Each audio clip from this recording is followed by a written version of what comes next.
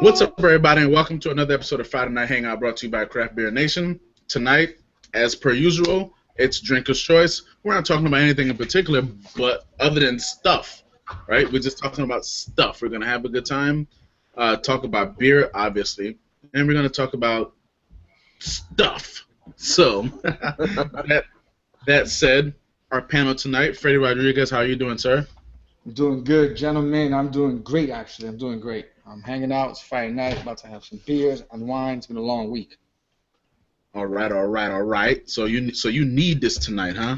I'm highly motivated and ready to get. There you go. Let's keep it PG. Doug Nolan, how are you tonight, sir? Doing well. How about yourself? I have absolutely zero complaints.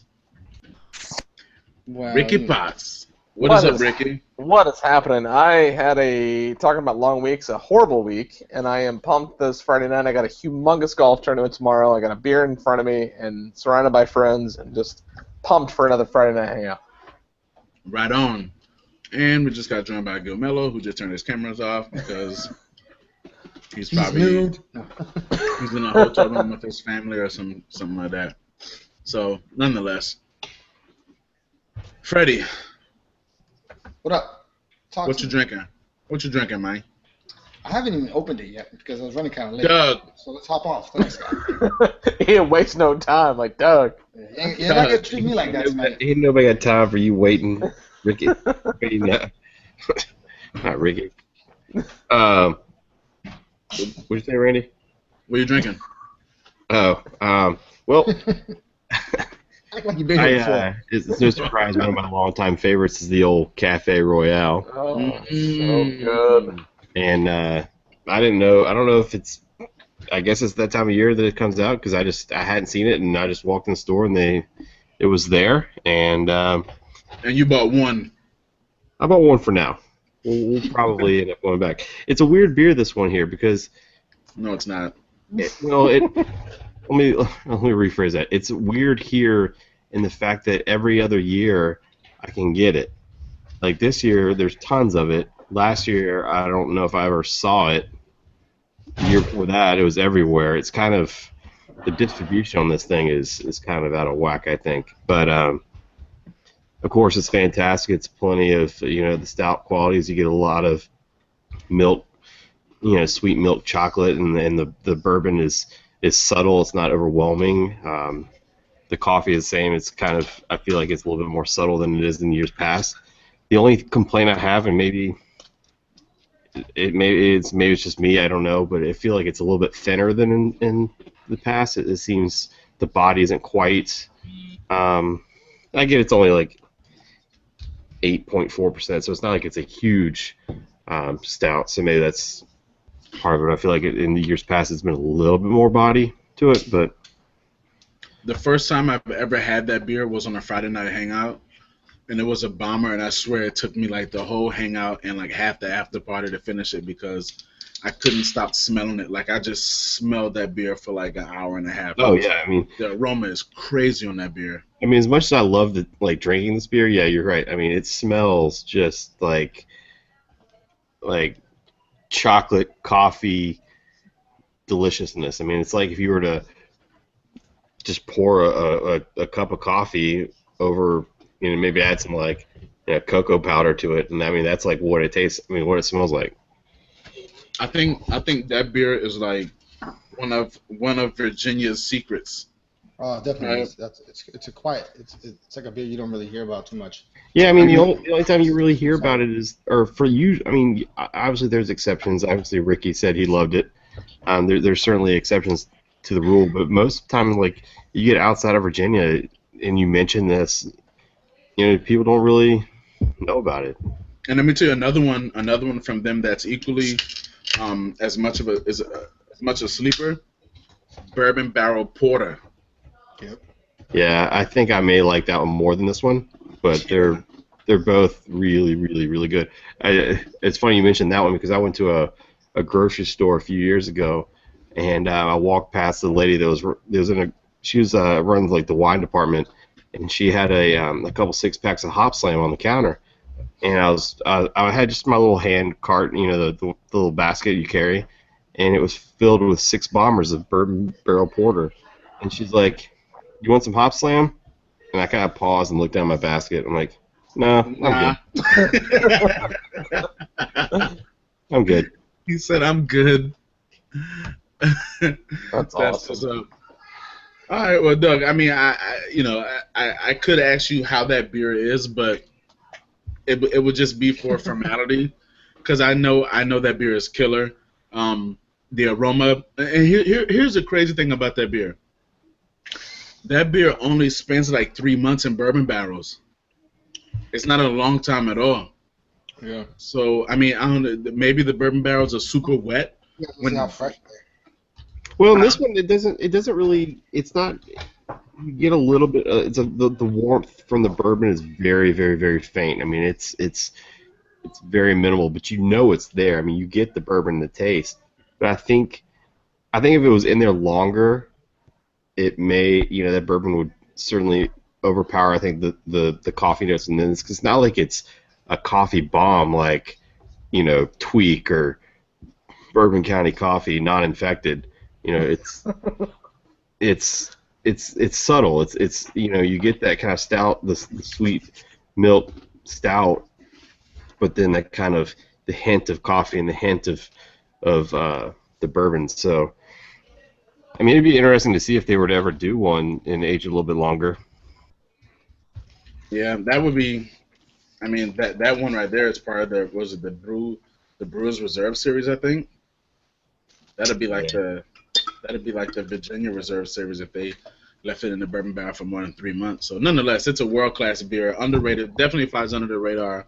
That along with their bourbon barrel porter, um, which definitely, I mean, it's a porter, but if somebody told you it was a stout, you wouldn't even argue with them because Yeah, I mean, it's that good. it's certainly stout-like. Yeah.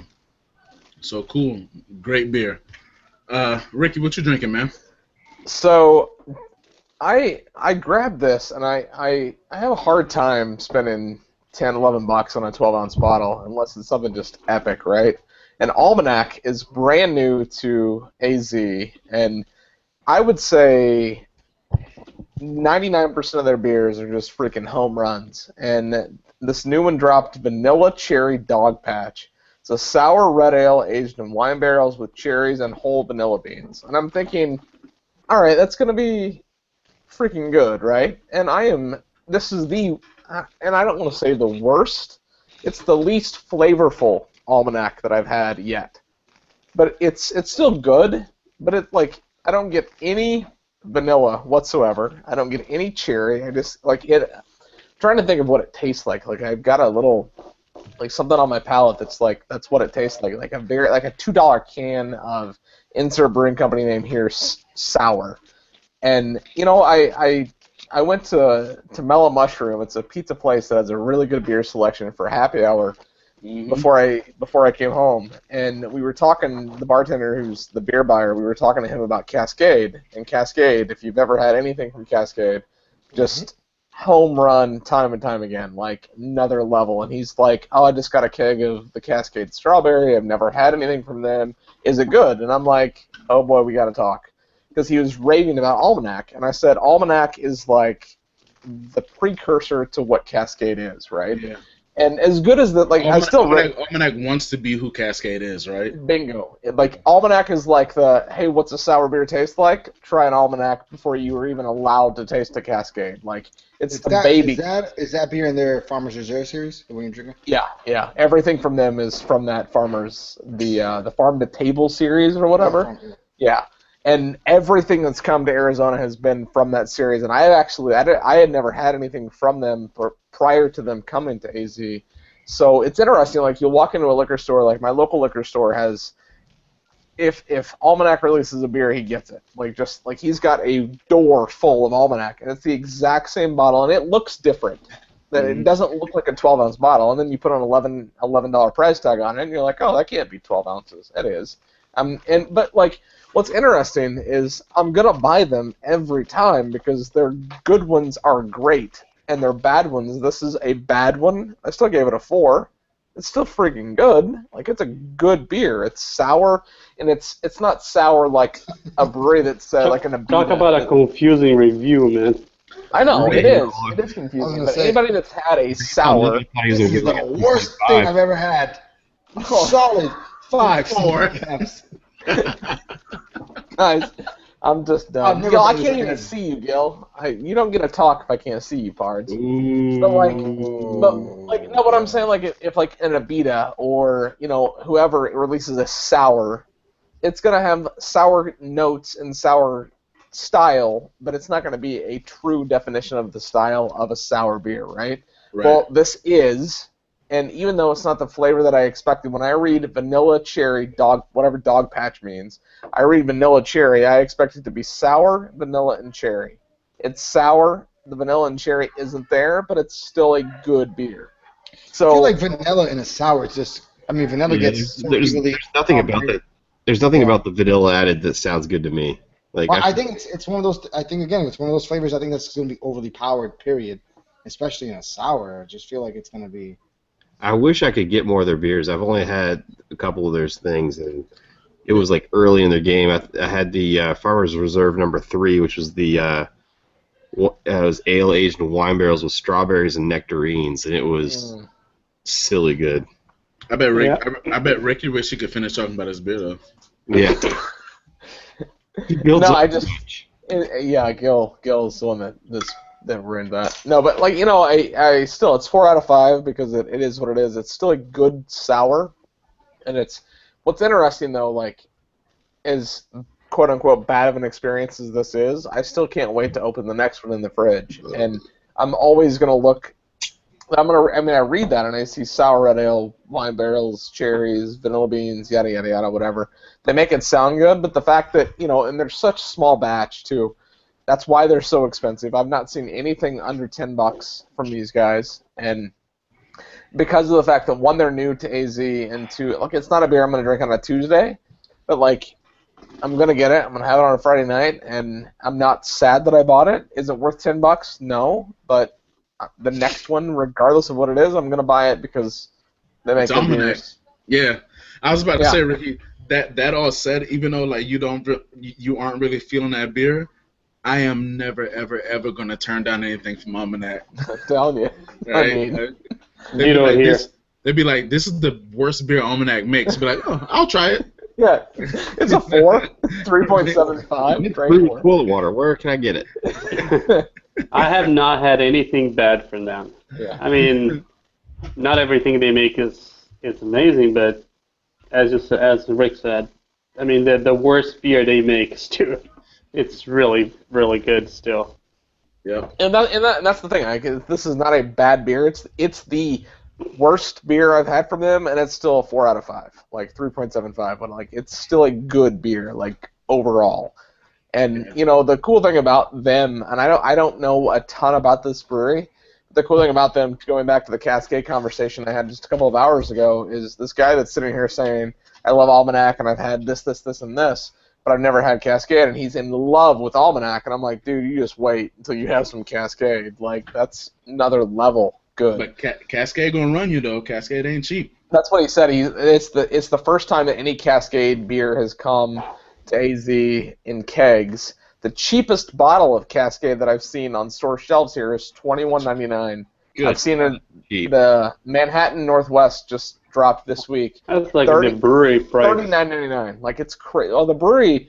So the brewery is hit or miss here. It's either $8.99 or like $22.99. Like, the brewery has no middle ground. Like, it's either, and I will judge whether I buy a brewery beer if it's $9, yeah, I'm gonna buy it all day long. But if it's 22, I'll wait till I have it as a share, because I'm not gonna spend $30 on a bottle of beer, not knowing if it's gonna be good. And the brewery just released. They have a new series, the Share This series, and they released the Share This coffee, and it was really good. I mean, it was worth every penny. But There's no way I could drink a bottle of that beer.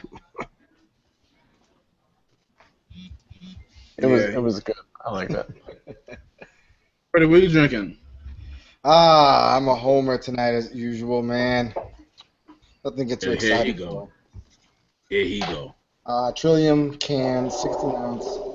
Vicinity Double IPA, and this is canned on July 12th. I hope it tastes like onion juice. It tastes the complete opposite of that. If onions grew grew with apricots and pineapples and mangoes. Hey, look, I'm a hater, man. I'm a hater. So are they doing 4 or 6 packs on They're those cans? 4 packs. So all of them are 4 packs then. Yes, All sir. the IPAs. Yeah, anything with all their hop, their hop program is going to be in cans. Yeah. That way. Their stouts, everything else will remain in bottles. Their sours. I mean, it's an awesome beer. Check out my review on Craft Beer Nation YouTube page for more info. But yeah, dude, it's serious. It's just a killer beer like always from these guys, man. And the sad part is, if I'm going into a weeknight and I'm looking at my fridge and I'm like, man, I don't have too much Trillium, I'm really like, now in my head I'm thinking of trying to make time to go make a quick run and pick up a 4-pack or a bottle or something. It's like, I really understand how lucky I am now that my go-to like quick refreshing beer is one of the, it's a world class, one of the best breweries in the country. So are they moving all the ones they're moving to cans? They're gonna still bottle, or they're gonna do cans only in those? No, only all their IPAs, double IPAs, pale ales, will be, for the most part, we're going to be in cans only. That's it. Their saisons, their sours, stouts, porters will be in glass bottles. Okay. So, I mean, wait, did you do a review of Vicinity, or did you do a review of something else? I did a Vicinity when we first. It's one of the earlier ones. Yeah. Check it out. Craft Beer Nation YouTube page. Not just that review, but we got like 80 reviews.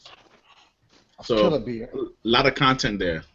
So good though, man. It's like so refreshing. It's crazy, man. The beer drinks gets a 4%. It's just incredible. Yeah. Well, since Freddie gave us an in-depth review of his beer, I'm going. What was that? Nothing. I'm going Homer. I'm being a Homer as well. Well, you just saw my crowler. I'm being Homer-ish. I'm going with The Answer down in Richmond.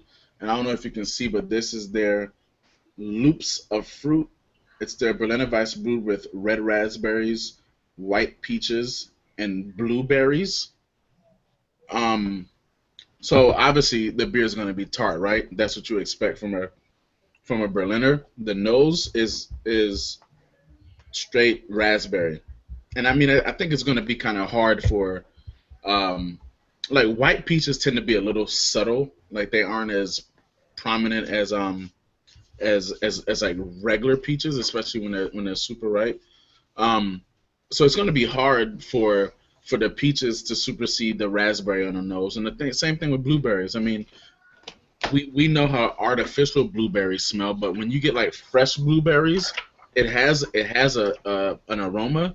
But fresh blueberries compared to fresh raspberries, it's no competition. You're always going to smell the raspberries more. So the nose on this beer is like prominent raspberry with like blueberry identity conflicts, right? And then the taste, again, if you've ever had like a raspberry lambic, you know how forward raspberries can be. But I think in this beer, the addition of the peaches and the blueberries kind of toned down how forward the raspberry would be on its own. So it's like it's not aggressive, but it's still prominent. You still get the flavors. You can't necessarily identify like, oh, there's a peach, oh, there's a blueberry, oh, there's a raspberry. Well, you can identify the raspberry, but you can't readily identify the peach, and you can't readily identify the blueberry. But at the same time, you kind of sense that they're playing a role in what this beer has to deliver. I mean, it's a beautiful beer. I mean, it presents. I mean, it's like a garnet color, or Gil would say pink, but I'm gonna say garnet because I'm a Gamecock and It's kind of, you can see the wall behind me. It's kind of And garnet. you're blind. Gil calls this right here purple, No, and I'm the one that's blind. But whatever. that's maroon before it's purple. Thank you. Anyway, and look, he would call my shirt purple too if that's the case. That's more maroon than the wall maroon. Nonetheless, the beer presents beautifully. It didn't pour with a whole lot of, well, it did pour with a decent bit of head, but on Berliners, that head tends to dissipate really quickly. Especially since I poured it out of a crowler, and you gotta kind of pour these joints real aggressive, unless you're gonna have beer all over your desk and keyboard and mouse and all that stuff. So, it poured with some head, but that head dissipated quickly, and now you have like this little film of foam of head on the top. You can barely even see it right there inside the glass. Well, there's no head inside the glass. It's just a little bit on the edges of the glass, but nonetheless, good beer. It'd be super fun to drink at a cookout. If I went to a cookout, I'd have no problem not pouring this beer in a glass and just drinking it straight from the crowler, because it's that kind of beer. It clocks in at 4.6%, so you can drink it all day and not get faded. And yeah. Can you hold it up a second, the back of it, where it says the name of the thing? The name of the beer? Yeah, hold on. I just want to see. Talk real quick second. Oh, maybe hold on. Yeah, there you go. Loops of fruit, Berliner Weiss brewed with red raspberries, white peaches, and blueberries. So that 4.6. Yeah, 4.6%. I think they released this beer on BC. Say again. I think I know who filled your crowler. Do you? Was he? Do you remember what the guy looked like? Nah, Kev got this for me. Oh, I think I know. It's I think we met him the day we were there, actually. Oh, okay. Nonetheless, I think they released this beer on the 4th of July. That's why it's red raspberries, white peaches, blueberries. So yeah. Oh, damn it. Ricky's a little late to the party, but he gonna catch up with us. I was even thinking, I was like, why are they all capitalized? And I want to recognize making this Craft Beer Nation Friday Night Hangout debut, Charlie Harden from Charlie. You're in Oregon, right? You're muted, man. We can't hear you. It's all good. You might come in muted, I think, maybe sometimes.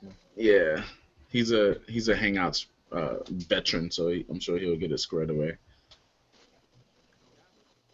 Now you're really low. You're super low. All right, I'll let you go ahead and work on that. Gilles, we can't see you. You got your camera off, but are you drinking tonight? No, I have my camera on. It's just hanging out of my phone. It sucks. I just want to see your face. That's all. Yeah, my baby face. Well, what I'm drinking tonight, so we did the whole Washington, D.C. tour today, and we're doing Baltimore tomorrow, so we decided to pick up a hotel in between. So I'm standing at the window, and I look out the window, and I see this big sign, Dew Claw, and I realized I was just next to their brew pub, or the restaurant pub. Are you in Bowie, Maryland?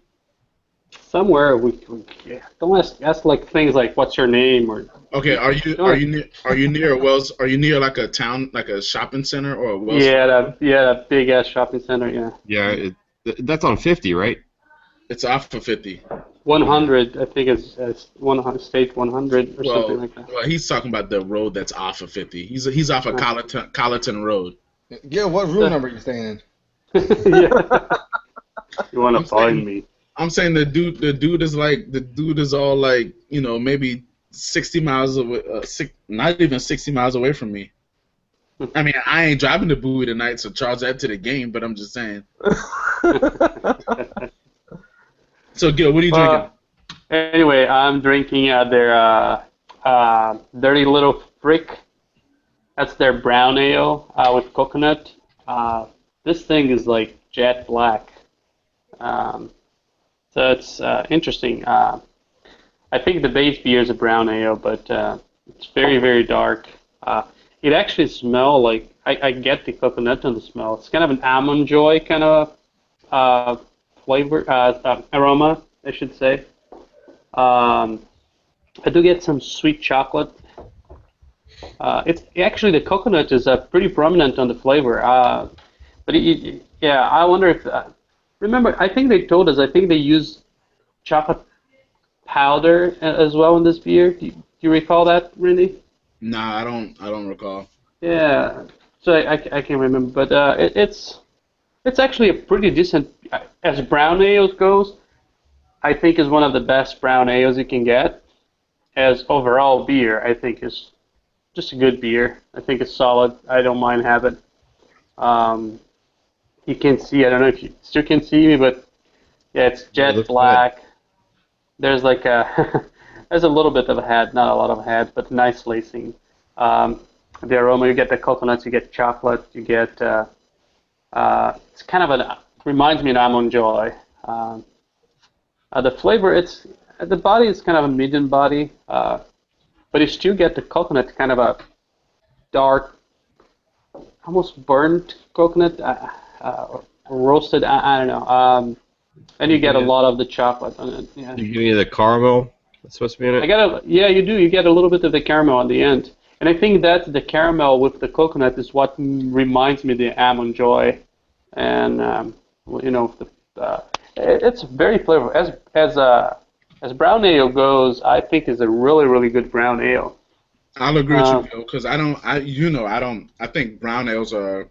I call them practice beer, right? But mhm.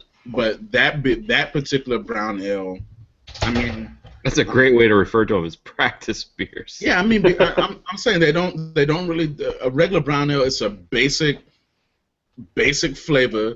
There's not nothing to get excited about. It's pedestrian as hell. But then I mean that's why I call it practice beer. Like you getting ready to drink your real beer after that, right? But that one right there with the with the chocolate and the caramel and Coconut. coconut, that's a great beer. And also, Gil, Duclaw Euphoria is another brown ale that they brew with like toffee. That's Is it funny delicious. that because that's the other growler that I got. That's a good brown, man. Yeah. I actually I've been trying to drink more Well, brown ales and brown um, ales, cream ales. I'm trying to drink more of those styles to get more acquainted to be able to talk more about them. And because sometimes we trash those styles, but I realize, well, I only had like a couple dozen beers of that style, so I'm trying to get a more and more experience in those styles, and that's why I've been buying a lot of them. And I mean, so far, I mean, there's a lot of breweries making really good brown ales and cream ales. well, they're getting it, like you said, they're stepping it up, right? They're just getting real creative with them. Carton does all these crazy cream ales. You have Founders did the Sumatra brown ale. Hmm. And also Funky Buddha had French Toast. It was a double brown ale um, that recently released, and that was with cinnamon, vanilla, and maple syrup. I think that some of those beers that they like that particular one and some of the other ones that have all these just like crazy adjuncts. I think like even just calling them a brown ale is kind of deceiving in a part because it's not. It's more of a kind of Well, it's not a a classic. specialty kind of style versus an actual Yeah. brown. Well, 'Cause, I mean, the base beer, let's say. But yeah, I mean, I have to say one thing about this beer though, and I have the same complaint about their peanut butter. What was that? Sweet baby Sweet baby Jesus. Jesus. Yeah, Sweet Baby Jesus. For Is Pete's like sake. the beer is good, but you still get on the end once you finish and you stop drinking, you get that a little bit of artificial flavors in their beers, and that's the only complaint I have with some of their beers. And you know what I mean? Tastes like Yeah, no, I got yeah. you. Especially with Sweet Baby Jesus.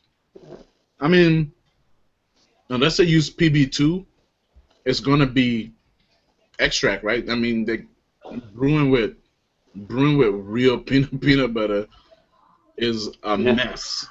yeah. Yeah, Oh, I think there's definitely a fine line between that because I think if you use too much and try to get too much of a strong peanut butter flavor, even if you use like PB2, it's going to be more artificially not as subtle. Like I wish there was a way. I'm sure there probably is to kind of get that because I love peanut butter and I would love to have a yeah. like a But sweet Reese's. How you peanut get butter rid cup. of all that oil of the peanut butter on the beer? That must be a challenge. Well, the only thing I've heard people do is if you go to Hold like, on, hold on. Charlie, we got you. You good? You got me? Yep. Yeah, we can hear you. You got me good? Yeah. Okay. All right. Sorry, Doug. Go ahead.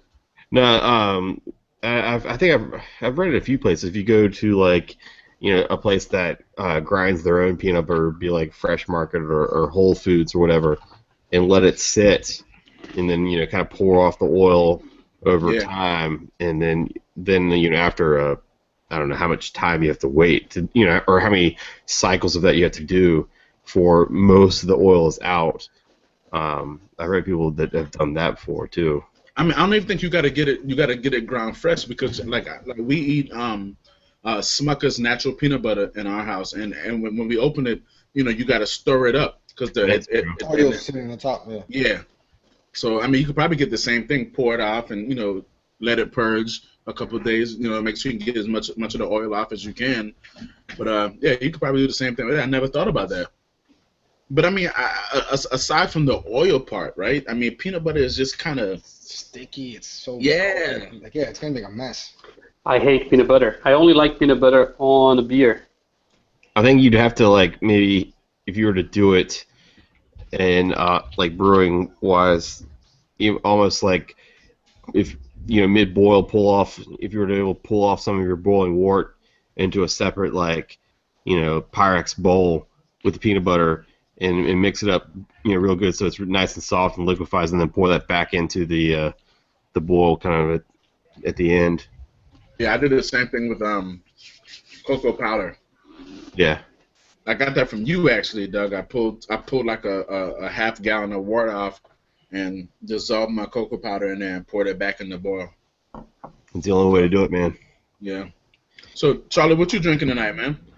I'm drinking some from Russian River. It's sour ale, barrel aged for about, I think they got 5 to 9 months. It's called a supplication.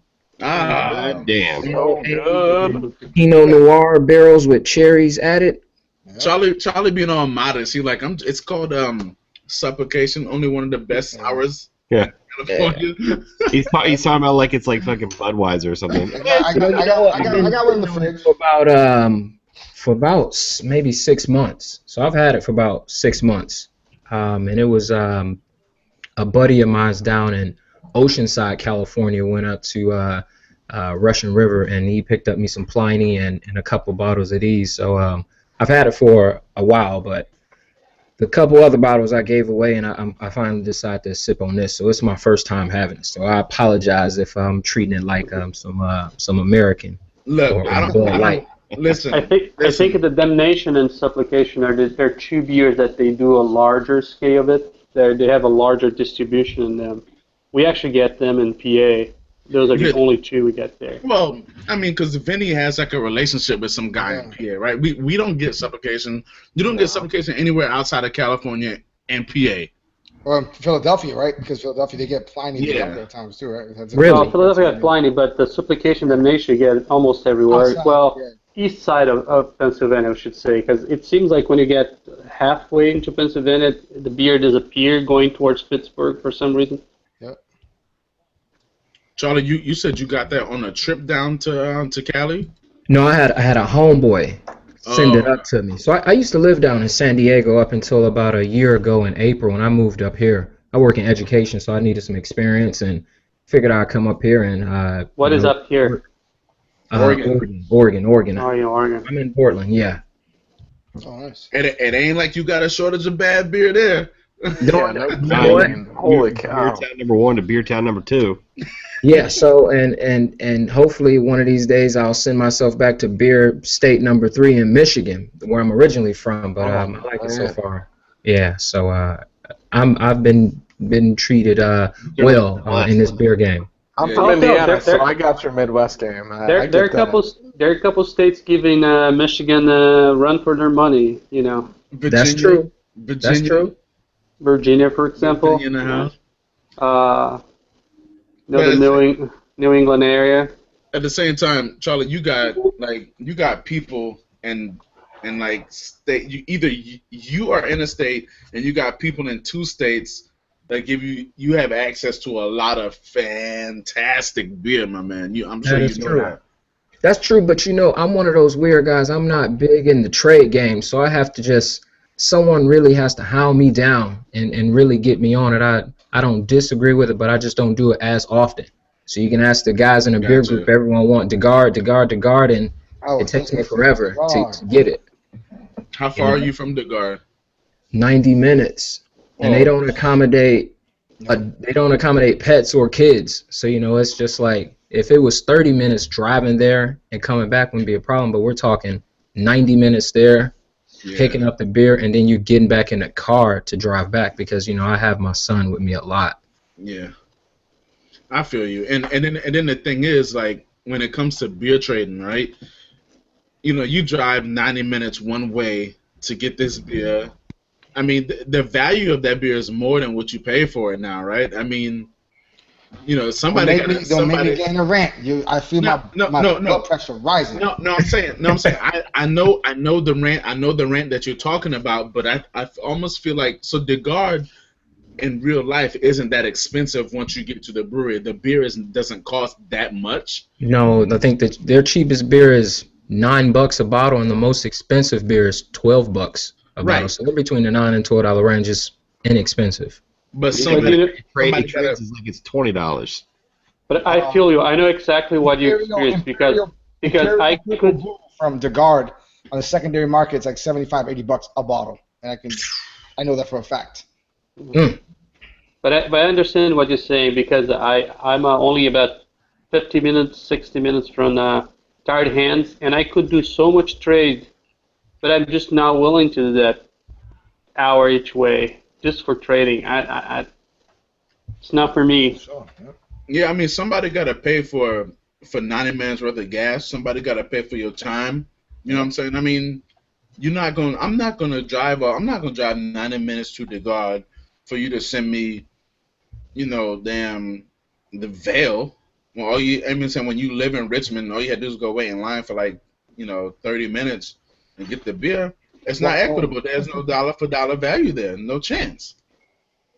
So So, that's the big problem I have because there are a lot of people that want beer from Oregon, and that's like the big problem I have. Being an economics major, I mean, I need a dollar for dollar trade. I need everything I'm going to put into it to get you what you need because I don't mind having the same thing over and over again, and I trade or exchange things with people in Southern California, Northern California, and in Michigan. So getting good things, I mean, if I can get some great, cool. If not, if I have to really seek out to get something, I will. But I'm not into let me get some of anything for DeGarde beer or a number of these breweries in Oregon that people, really want because Portland is one thing, but then you have Southern Oregon and Eastern Oregon, and they have some great spots that people want beer from, and it's a drive. And I mean, this is a small state, but it's wide, so it's a we're drive wherever you're gonna go. we're a Well, it's lucky one thing if few you though it's one thing if you because went to to garden like got a bunch of stuff for yourself and then it doubled up on a few bottles and had extras and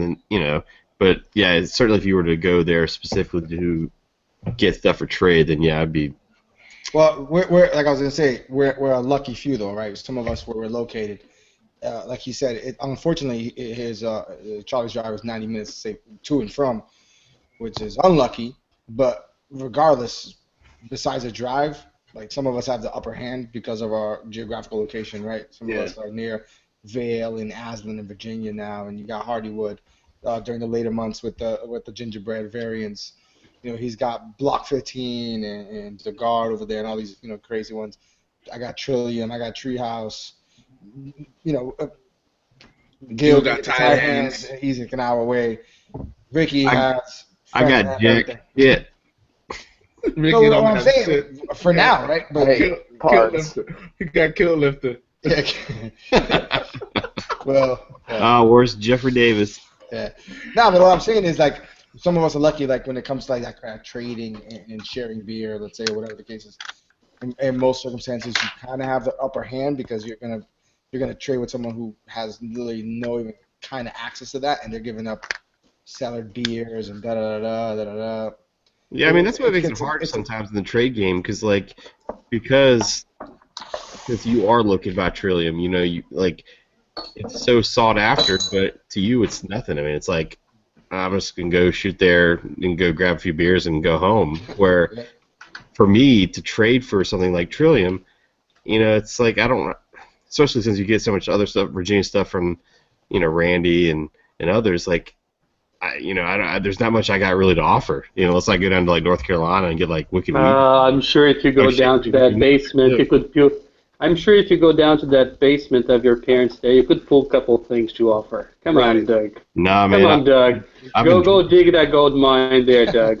I've been drinking down the cellar, man. There's not a whole lot of things left, man.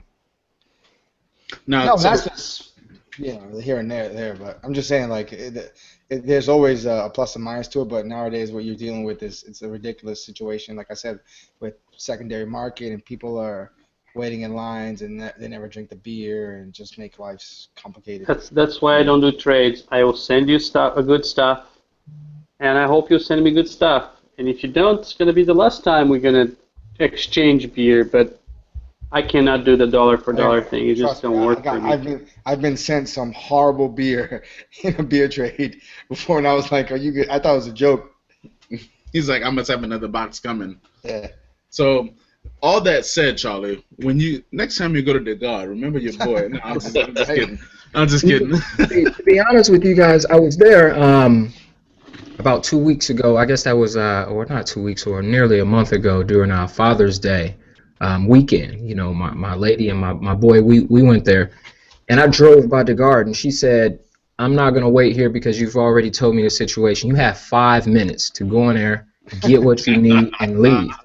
So I went in there and just grabbed a quick taster because I was able to drink it outside, and they got a field where your kid could play, and then I left. So I didn't pick up anything. So I was literally there enough time to buy a taster with cash, grab it, smash it, and we went on our way to the cheese factory. So it's the inconvenience, but I think my man just mentioned Bend. I'll be in Bend in August. Yo, I would have ran in there and just grabbed bottles of whatever, and I wouldn't have got no taste. I'd been like, let me get these bottles. I don't know what they are, but let me get these joints. Here's $50. Give me the bottles. Right. But no, I feel you though. I feel you. Not a 90-minute hike is. That's deep. It's not one of those. It's not like a highway drive. It's like, one lane. Yeah. For 90 minutes, and then you'll get to maybe like the 10-mile marker, and then you'll have the guys who holding up traffic. They'll pull over to the right, and everybody will speed around them. But it's 90 minutes down a 2-mile lane. That's it. Yeah. And trees and forests, and no cell service for about 45 minutes to an hour. No cell service at all. And I have AT&T, so maybe I'm just SOL, but it's no cell service for about 45 minutes, and then about 15 minutes of in and out service. So it's not the sexiest drive that you would want to do. Yeah, I'm gonna need Toppling Goliath. Was it Good Morning, Freddie? Morning Delight. I'm gonna need Toppling Goliath, Morning Delight. I'm gonna need Treehouse, Good Morning, all that. I got you, Randy. I got you. Bet. I appreciate you. I appreciate you for helping me out there, dog. But people who know of the drive, I had a few guys in a group that hit me up and was like, can I have your PayPal account? And they sent all the directions and instructions. Hey, I know it's a drive for you. I know it's out of the way. Here's all the money. Call me when you get there, and I'll find a way to break down how much money I gave you. We'll work on shipping, and I'll pay you for your time. Something like that is cool. Someone say, hey, can you do me this favor? But most people, they want to trade.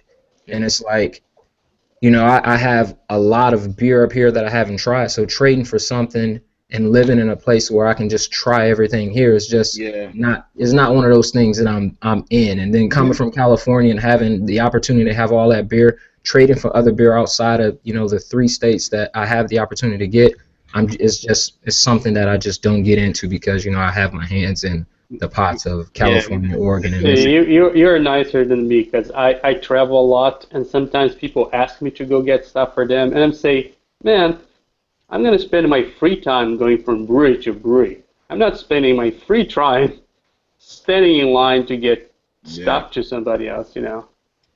Well, I mean, I get what he's saying too. Like for me, like I've got a connection in Richmond that sends me quite a bit of things from Vail, and you know I get a lot of their double IPAs and whatnot, and I get a 4-pack or a couple 4-packs here and there, and like yeah, I could probably trade it for a half dozen other things that I would also want to try, but it's it's so good. Like I mean, I just enjoy it too much to even like want to trade it. Look, so I'm gonna go on record and let y'all know that and this is gonna sound blasphemous, especially coming from somebody in Virginia, but Oh, I already know he's going. Here we go. Vail, man. Vail is a little overrated, bruh. Oh, I think it is, man. not according to the boards. Not Hey, according to the ones I've had from them. Listen, It's hard for me because I only had a few beers from them, and all that I had, it was really good. I'm saying it was really good, but I'm looking at it like this. I had Bros Night Out last weekend, which is probably one of their best double IPAs. I can name 3 beers off the top of my head that I'd rather have from Aslan than Bros Night Out. Easy, off the top of my head, without even giving it a second thought. I think that people are caught up on the hype with Vail. I think that people are caught up on the pedigree of the brewer because he brewed at Alchemist. He brewed with Sean Hill at Hill Farmstead. The dude went to Belgium and learned how to brew. People caught up on his pedigree. The beer is good. I'm not saying that beer is bad. They brew good beer. I can't even begin to take that away from them. They brew good beer, but is their beer better than some of the other beer in Virginia? I have a hard time saying that. I can name some beer from the Answer that's as good, if not better, than Vail. I can name some beer from Aslan that's definitely better than Vail. But I'm not gonna say they make bad beer, but I think it's a little overhyped. I feel the same way about Pliny. I mean, having it Oh, yeah, is a good thing because everybody's just like, oh, snaps, man, how'd you get that? I've been trying to get this. I haven't had this for 2 years. I've only had a 4-ounce pour of it, a taster, this, that, and the third. But I think that's overrated, and I've drank it a ton of times, and I think it's overrated. I think it's the thing about Pliny is an amazing beer, but the partially is just because they're hard to get. That's all. No, I there's think a lot of better. it's Pliny was awesome when it came out, and that It's was the a while OG. back. Yeah, exactly. Yeah. It was upper echelon at its time. Yeah, like That's when it. double IPAs were kind of being their thing, like it was. Exactly. Thing. I mean, to me, it's not a bad beer. Like if I was to come across it, I would drink it. I've had it on draft out in California many times. I've had dozens of bottles of it, and it's good. But I'll take Blind Pig over Pliny. All day long. I'm so glad you said that because I've had like 4-day to mention old. the same thing. I've had 4-day-old Pliny next to Blind Pig. I don't know how old the Blind Pig was, and I actually had it at Stone of all places. And the Blind Pig is a superior beer to Pliny. Now, Pliny is not a bad beer. Pliny is, and I like to say that Pliny is a good IPA. It is a good, delicious. I will drink it if I've got the opportunity to have it. I'm going to get it, but I'm not going to go out of my way to get it. The Younger, yes, I'm going to go out of my way to get it because the Younger is much harder to get. But the Elder is just a good IPA. Blind Pig, which is more readily available, is a better experience for me as a beer drinker. And for sure. I like Blind Pig. I like Pliny better. Yeah, And I think different styles too. Go ahead, Gil. They're not the same. One is Spay Away, the other was a double IPA. But I think you guys said what the big thing about Blind is that when they came out, there was nothing like it. Listen. There's something to be said when people prefer a pale ale over a double IPA. Mm-hmm. By and large. Pliny's right there with Heady Topper. It was a beer of its time. And Ricky, I see you said in the comments, Ricky, that you said 10 Barrel is legit. Yeah. Yell at me. I know. I think 10 Barrel is legit, but it's just they have that stench on them. You know, They have excellent beer. That's it. They just have the stench. I'm going They to went drink corporate. Goose That's it. Island. I'm going to drink Four Peaks. I'm going to drink Elysian. I'm with you. I'm with you, Ricky. I'm with you. I'm drinking none of that. I think Goose Island has good beer. I think Tim Barrels has good beer. But I worry about where my money goes. I worry about the flavor of the beer that's in my glass at the moment that I'm drinking it. And I understand that I don't want to. Chicago Tribune, you're lucky because, and according to my palate, you're lucky because I've had several soured, disgusting Bourbon Counties this year. And, I've had. Have you guys had that Bourbon County barley wine with lacto? I heard it. It was aged in Greek yogurt barrels for like a year. Greek yogurt barrels. That's I did have I don't drink Goose Island or anything from AB InBev for the same reason I don't shop at Walmart. You know, Hey, I was at Walmart That's just me. I bought my lunch yesterday and today was at Walmart. But you don't have to follow. You don't follow my standards. You do. It's your life. You do whatever. I will say what I believe. I'm with you. I just don't go there. Yo, I'm co-signing that loan all day long, man. Vote with your dollar. Absolutely. Like I gave. So he's saying I gave Bourbon County a pass because we interviewed them, right, and the way they structured their sale, it gave them. They were able to retain control of the barrel series, right, in the big bottle formats. So I'm like, okay, you know what I'm saying? I'll give them a little bit of a pass. And then my assumption is that when you sell to AB InBev, you got access to state-of-the-art equipment. State-of-the-art inspections. Yeah. We got access to the best everything, right? There's no reason why you should have an infection on the scale that they had this year. And for me, that was a straw that broke the camel's back. This year, the 2015 variants of Bourbon County's stout and barley wine and Regal and vanilla and all that stuff. Proprietors was messed up. Bourbon County. It's the last that I'll pay for. A company who wants to launch a beer called America, who is zero owned by Americans. Boom. And they did, and it's selling. That's marketing. It's marketing. Bingo. It's marketing. It's nothing to do with the flavor of the beer. They're going to sell a bunch of it. They're going to sell it because it's called America. Nonetheless. No, they're going to sell it because the buck a half a dozen. I was just going to say. Nonetheless, Ricky, to that point, I still reserve the right to be an informed consumer, and I reserve the right to vote with my dollar, and I reserve the right to not be intentionally bamboozled at the point of sale by the people who are trying to sell their product. Because when they say drink local and the brewery is not owned locally, it's not even from the place where they had that whole thing done, drink locally, that's lying to your consumer. That's what Tim Barrels did. Straight deception. You pick up a can of Shot Top, it don't say Anheuser-Busch anywhere on there, but we know better. That's consumer deception. That's wrong. AB InBev owns Four Peaks Brewing Company, which is 10 minutes down the road from me, and they brew a legitimate line of beers that are brewed right here in Scottsdale that are unbelievably flavorful. They have a beer called Sirius Black that's aged in bourbon barrels. They have Kilt Lifter, which I know you're gonna laugh, but it's brewed here.